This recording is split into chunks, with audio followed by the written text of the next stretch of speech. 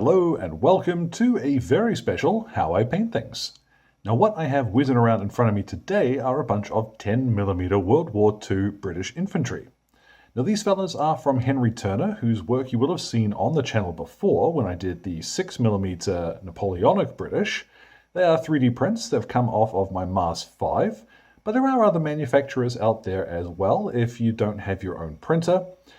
Henry currently has a Kickstarter running for these guys, so if you are interested in picking up a bunch of STLs that you can print at home very easily, go check that out. I will make sure that the links are in the description for that.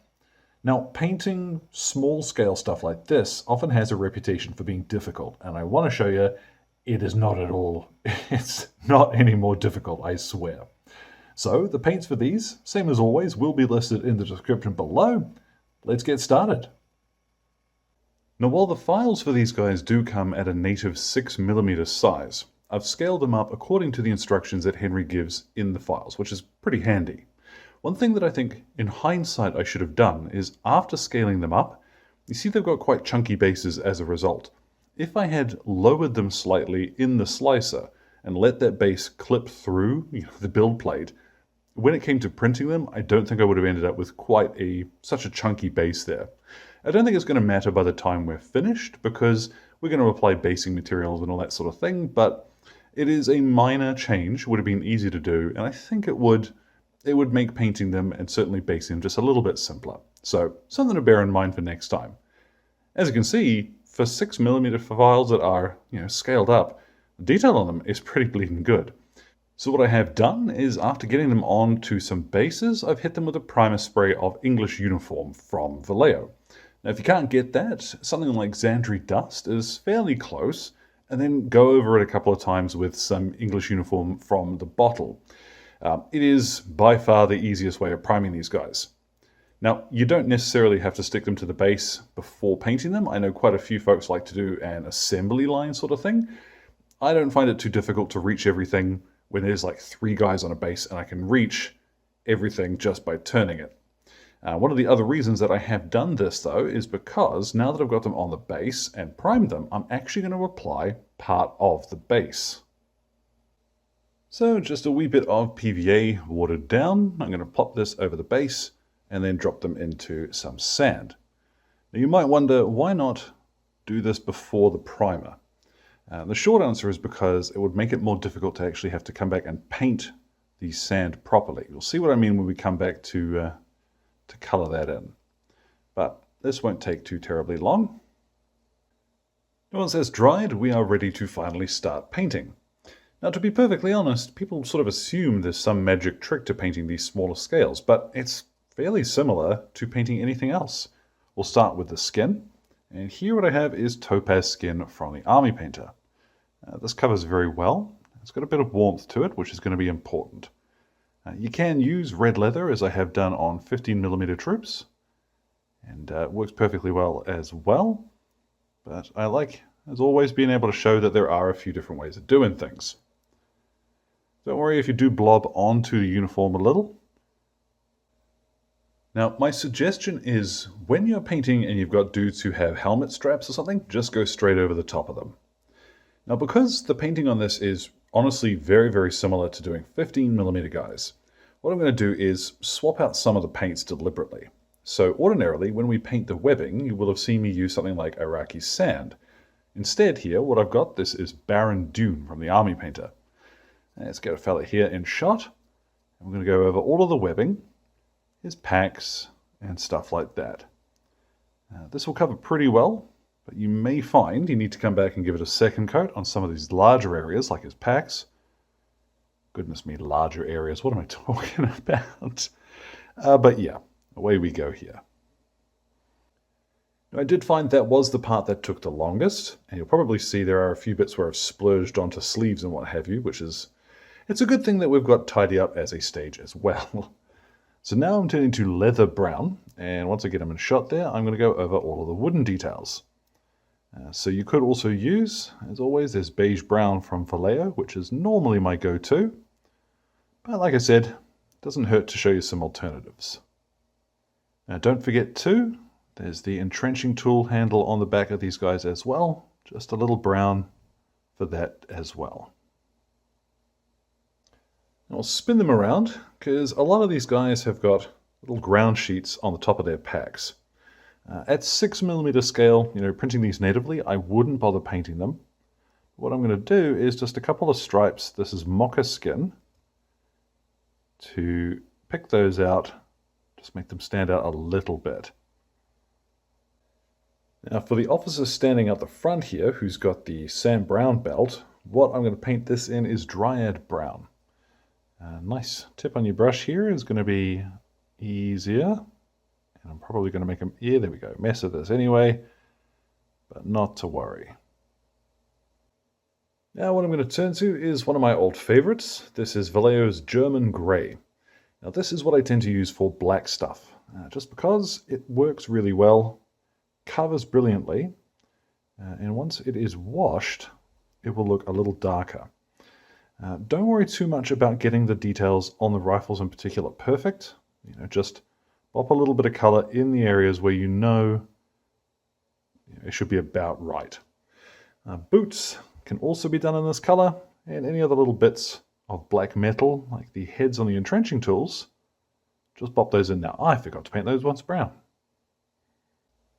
Now that's also a handy color to use if you've got anybody who has like visible hair. The officer here, his does stand out if it's not painted. The other fellas, I am not too concerned. Once they're shaded and their helmets are painted, it's not going to matter. Now I haven't done in their anklets, and that's quite deliberate. At this size, you can see it, but I'd recommend don't worry too much about it. At 6mm, native scale, don't paint them. You will go mad. But now we can move on to the helmets.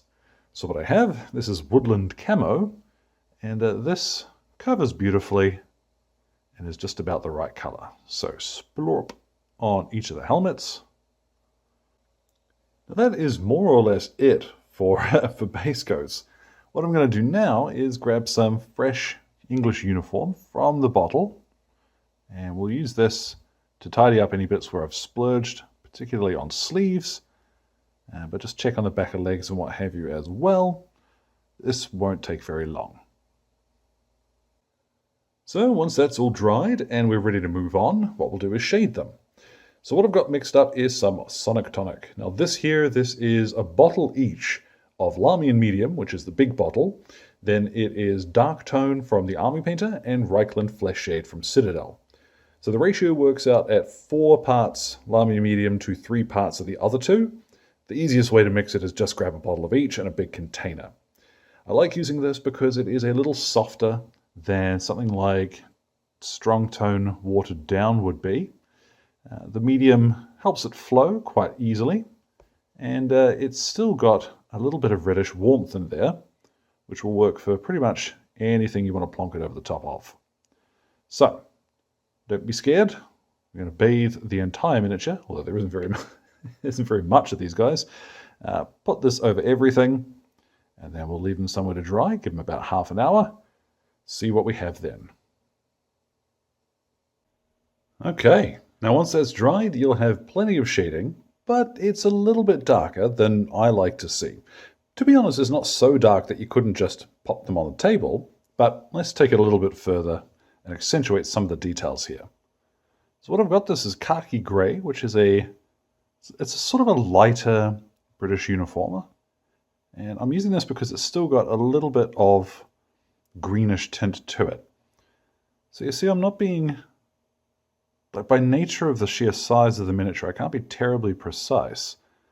What instead I'm doing is just popping in a few lines that will help accentuate and exaggerate that shape. So once that's dried and we pop them on the table, I'll be able to sort of see at a distance all of these highlights. So I'm going to go around now all of the uniforms. This won't take as long as you think, especially if you just concentrate on the upper halves of the bodies. Now while that isn't perfect, it looks quite good from distance, which is really what we're aiming for here. We're going to do the same thing to his skin, their skin. I'm used to speaking about a single miniature while I'm painting.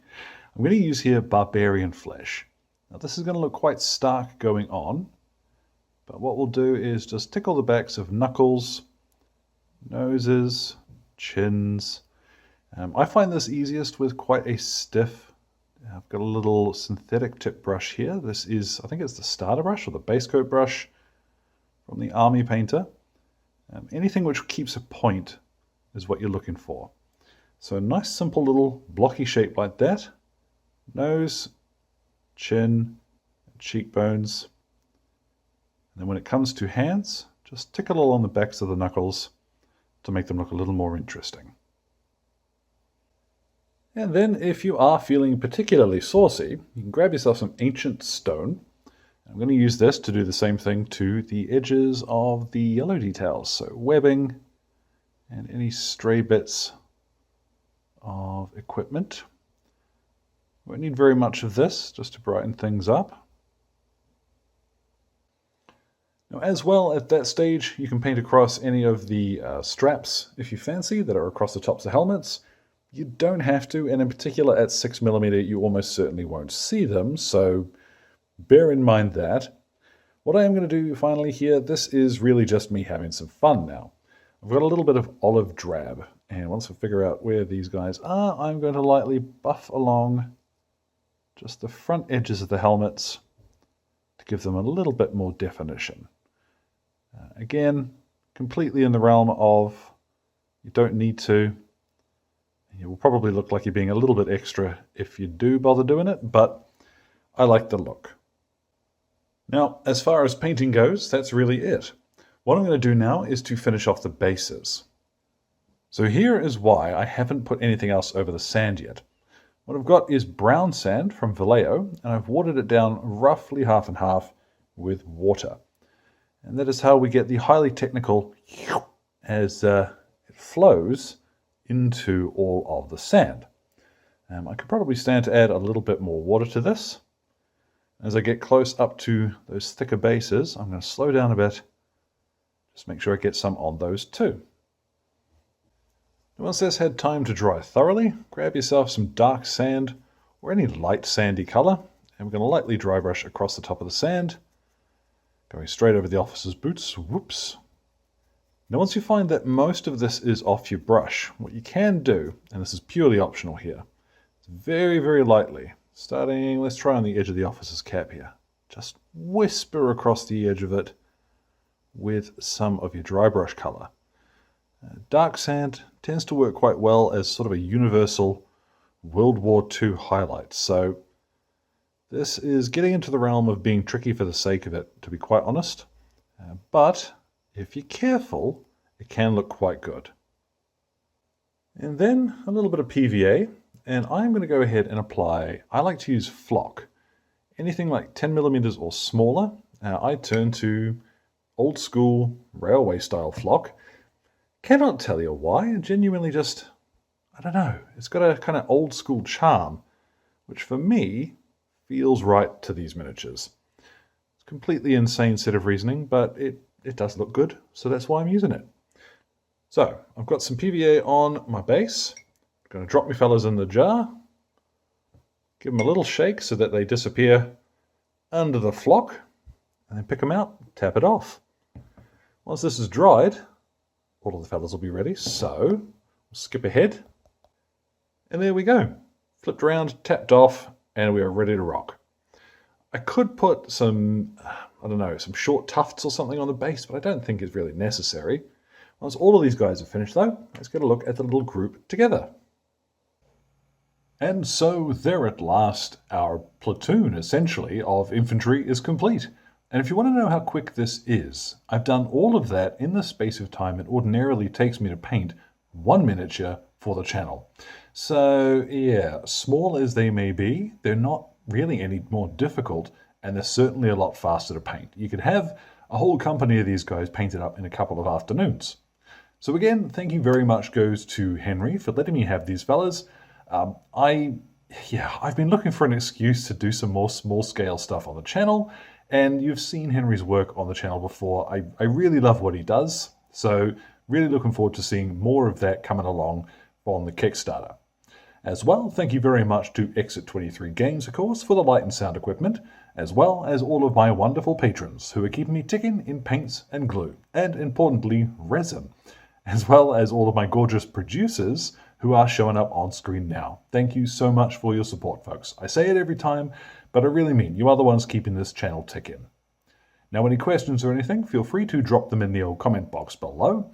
My Twitter and Instagram are both linked there too. So, thank you very much for your time, one and all, and you all enjoy the rest of your day.